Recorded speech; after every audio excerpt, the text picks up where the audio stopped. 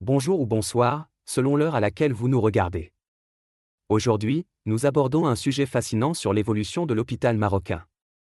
Deux géants hospitaliers africains, différents par la forme, unis par la mission. Le texte explore la complémentarité de deux institutions majeures, la Fondation Mohamed VI de la Santé et l'hôpital Ibn Sina. Tandis que l'un incarne l'innovation médicale, l'autre reste un pilier du service public.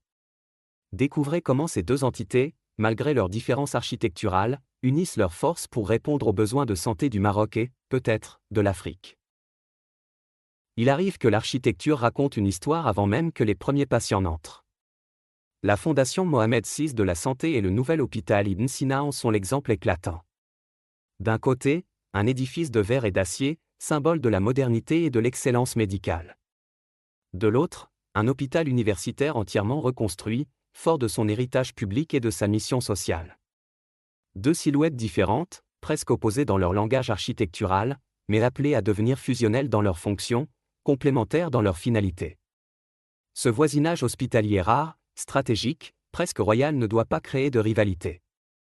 Il doit, au contraire, instaurer une nouvelle logique, celle d'un tandem puissant où chaque institution amplifie les forces de l'autre.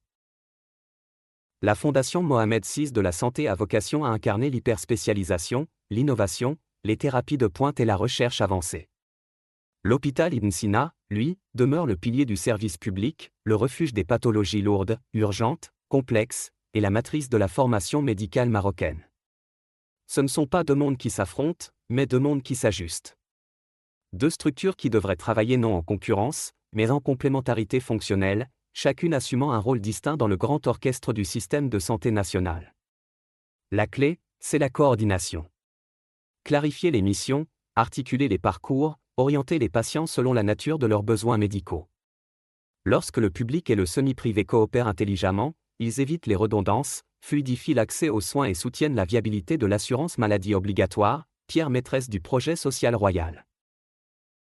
Cette synergie peut aller plus loin. Sans confondre leurs identités, les deux établissements peuvent partager des ressources stratégiques, plateformes de recherche, équipements lourds, compétences rares, protocoles d'urgence, imagerie avancée. Un transfert de patients mieux coordonné, une lecture radiologique mutualisée, une coopération en chirurgie lourde, et c'est toute une région, peut-être le pays et pourquoi pas tout le continent, qui bénéficie d'une prise en charge plus cohérente et plus rapide. Le patient, lui, devient le grand gagnant. Il n'erre plus entre deux institutions qui se ressemblent, se chevauchent ou se disputent des missions. Il évolue dans un parcours clair, lisible, continuellement encadré. Car la véritable modernité, ce n'est pas seulement l'audace architecturale. C'est la capacité à faire travailler ensemble deux structures différentes, à transformer la proximité physique en alliance stratégique, à faire de deux géants un seul bloc de santé au service du citoyen. Le Maroc a aujourd'hui l'occasion de créer un modèle inédit, un pôle hospitalier où le public et le semi-privé ne s'opposent pas, mais se complètent. Où les murs racontent une différence, et où les missions prouvent une union. Où l'excellence de l'un et la vocation publique de l'autre s'embrassent pour écrire une nouvelle page de l'organisation sanitaire nationale pour le Maroc, et peut-être demain pour l'Afrique. Dans ce quartier qui devient un cœur médical battant, l'architecture impressionne.